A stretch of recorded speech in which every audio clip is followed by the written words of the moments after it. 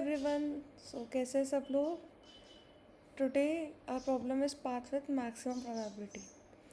तो हमारा प्रॉब्लम ये है कि जो सबसे ज़्यादा प्रोबेबिलिटी वाला पाथ है उसे हमें फाइंड करना है।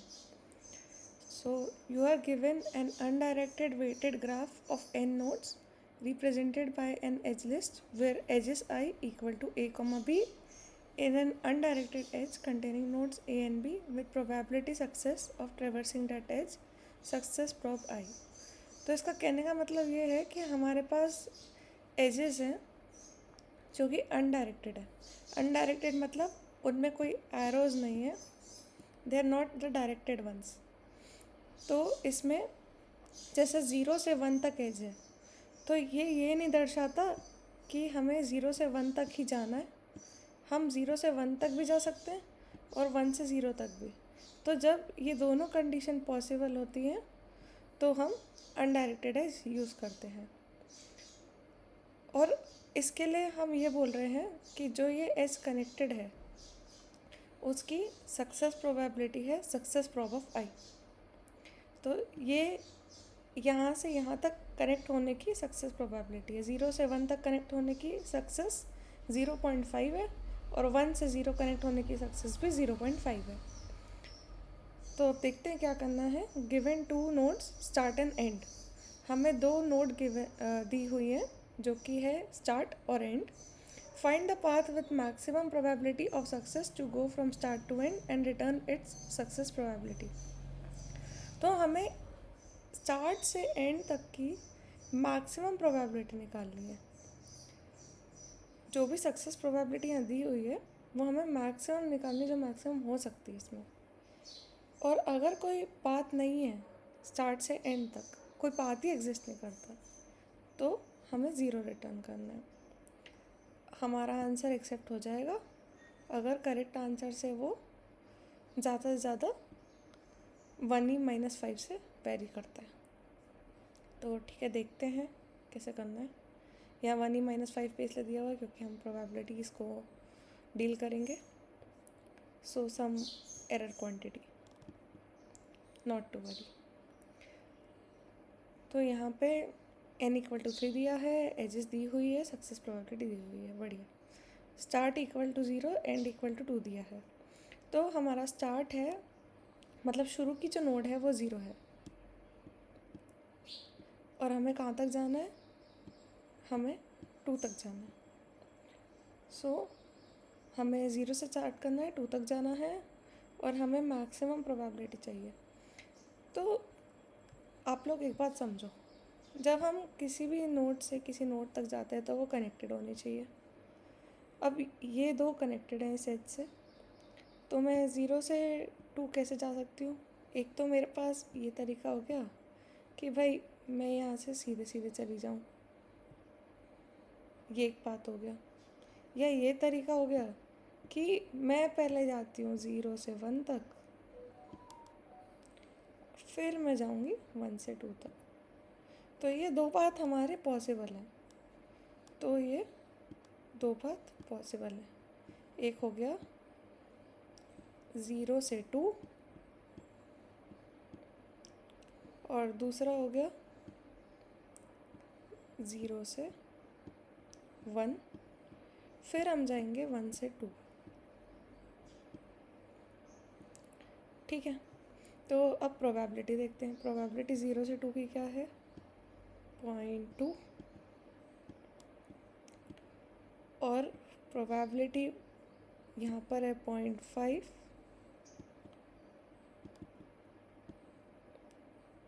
और यहाँ पर है 0.5। अब एक चीज़ याद रखना, जब हम यहाँ से यहाँ तक पाथ लेते थे तब हम ऐड करते थे, पर ये प्रोबेबिलिटीज़ है, ये वेट्स नहीं है। तो हम क्या करेंगे? मल्टीप्लाई। बिकॉज अगर तुम देखोगे तो अगर तुम्हें एक चीज़ की प्रोबेबिलिटी पता है, दूसरी चीज़ की पता है, दोनों की निकालना, तो क्या करते हैं? मल्टीप्लाई। तो इसका आंसर क्या है? 0.25। अब बताओ 0.25 बड़ा है या 0.2 बड़ा है? तो ये बड़ा है, इसका आंसर रिटर्न कर देंगे, आउटपुट ये आ गया, हमारा क्वेश्चन हो गया। अब इसमें कुछ भी डिफ़िकल्ट तो नहीं है अगर कल का क्वेश्चन सॉल्व कर लिया हो तो, क्योंकि कल भी डाइस रहती है, आज भी वही है। बस फ़र्क इतना सा है कि इसमें थोड़ा सा चेंज हो जाएगा, हम अब मैक्सिमम निकालेंगे, मिनिमम नहीं निकालेंगे। तो कंडीशंस रिवर्स हो जाएंगी, कंडीशन उल्टी हो जाएंगी। ठीक है, तो चालू करते हैं, देखते हैं कैसे करना है। तो पहले हम जैसे मैंने कहा डायसा लगाएंगे, पाथ निकालेंगे। अब हम चेक करते थे, उसमें एक मेरी डिस्टेंस थी, न्यू डिस्टेंस आती थी और इसका करंट का वेट आता था। और अगर ये दोनों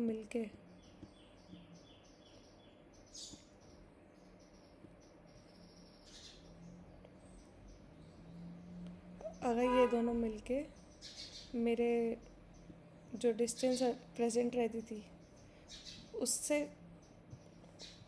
जैसे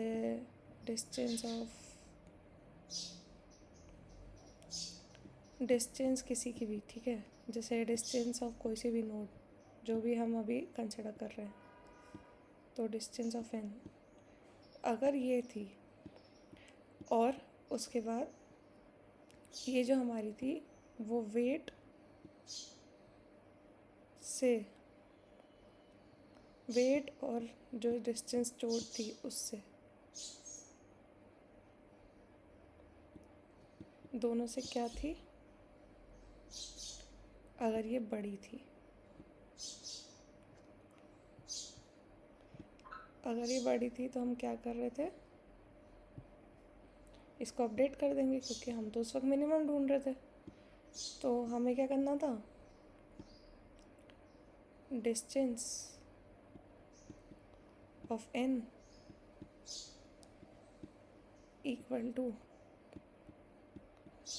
डब्ल्यू इनटू डिस्टेंस, हम ये कर रहे थे। अब W प्लस डिस्टेंस, इसमें प्लस होगा क्योंकि हम सिंपल डायस्टा देख रहे हैं। तो यहाँ पर आ गया W प्लस डिस्टेंस। हम इसको अपडेट कर देते थे अगर ये डिस्टेंस बड़ी होती थी तो, क्योंकि हमें तो चाहिए मिनिमम डिस्टेंस। अब अगर मुझे ये वाली छोटी मिल रही है तो मैं इसमें इसको डाल दूँगी। अब बात यहाँ आती है कि हमें चाहिए मैक्सिमम प्रोबेबिलिटी। अब मैक्सिमम प्रोबेबिलिटी चाहिए तो बस इतना सा चेंज होगा कि ये हट जाएगा और यहाँ पे डिस्टेंस छोटी देखेंगे। बस इतना सा फ़र्क है, क्वेश्चन हो गया। और कुछ है ही नहीं इसमें, पूरी की पूरी डायस्ट्रा है, बस इतना सा चेंज कर दिया और क्वेश्चन को पलट दिया। तो देखते हैं कोड को।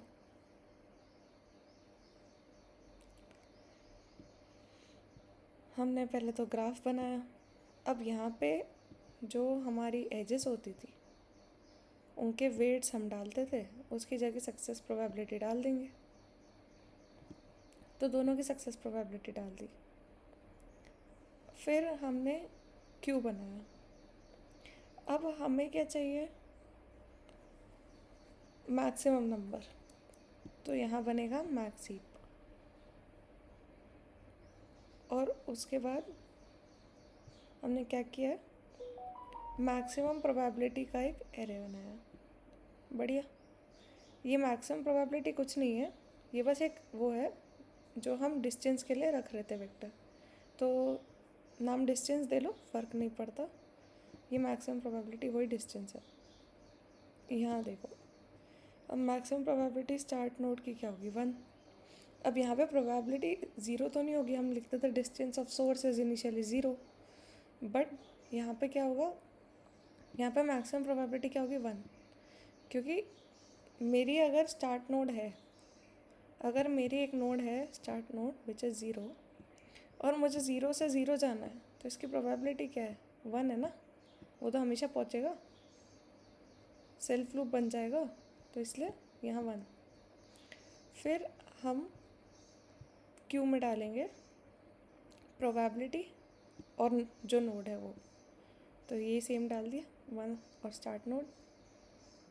फिर उसके बाद चेक करेंगे, जब तक मेरा एम्प्टी नहीं है ये क्यू, तो हमने ट्रैवर्स करना चालू किया, प्रोबेबिलिटी और नोड को लिया।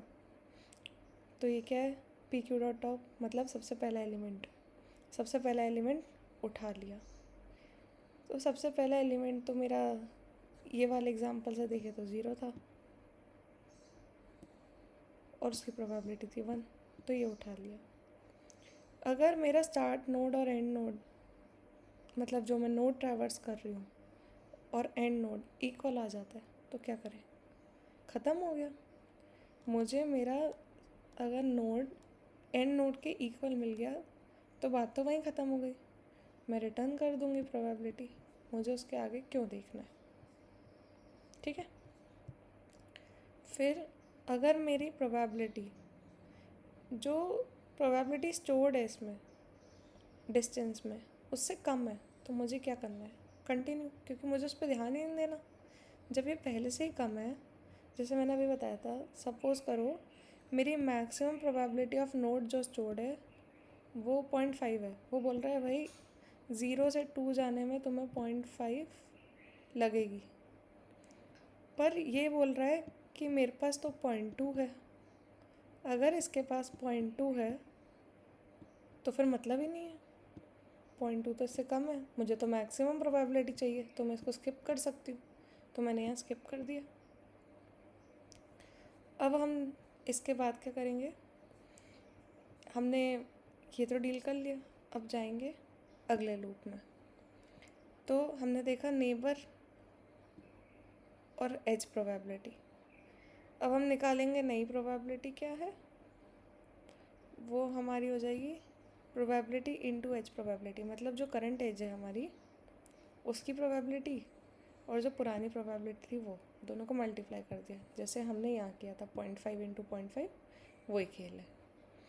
और अगर हमारी नई प्रोबेबिलिटी मैक्सिमम प्रोबेबिलिटी से बड़ी है, ये जो कंडीशन मैंने आपको बताई थी रिवर्स करेंगे डिस्टेंस वाली, वही है। तो अगर ये नई probability maximum probability of neighbour से बड़ी है, तो मैक्सिमम प्रोबेबिलिटी ऑफ नेबर क्या हो जाएगा अपना, न्यू प्रोबेबिलिटी। जैसे हम डिस्टेंस को अपडेट करते थे, हमने मैक्सिमम प्रोबेबिलिटी भी अपडेट कर दी। अगर मेरी न्यू प्रोबेबिलिटी 0.9 है और मैक्सिमम प्रोबेबिलिटी में जो स्टोर्ड है वो 0.5 है, तो ये प्रोबेबिलिटी तो बड़ी है और मुझे मैक्सिमम प्रोबेबिलिटी चाहिए अपने आंसर में, तो मैं इसको 0.9 से अपडेट कर दूँगी कि भाई मुझे इससे बड़ी मिल गई, मुझे रखनी है। फिर हम वही प्रोबेबिलिटी और नेबर क्यू में पुश कर देंगे। ऐसे करते करते ढूंढते ढूंढते अब हमें क्या मिलेगा बताओ, हमें इसकी प्रोबेबिलिटी मिल जाएगी। जब हम ऐसे क्यू में पुश करते जाएंगे, हम एक ना एक पॉइंट पे एंड नोड पे पहुंच जाएंगे अपने, और जहाँ एंड नोड पे पहुंचे हम वहाँ प्रोबेबिलिटी रिटर्न कर देंगे। तो समझ में आ गया होगा सबको, आई थिंक।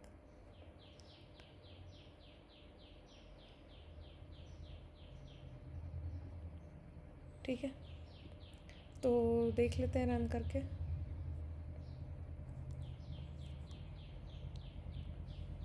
और अगर एंड नोड तक का पाथ ही नहीं है तो एंड में हम रिटर्न कर रहे हैं 0.0, ठीक है। तो चल रहा है, सबमिट कर देते हैं।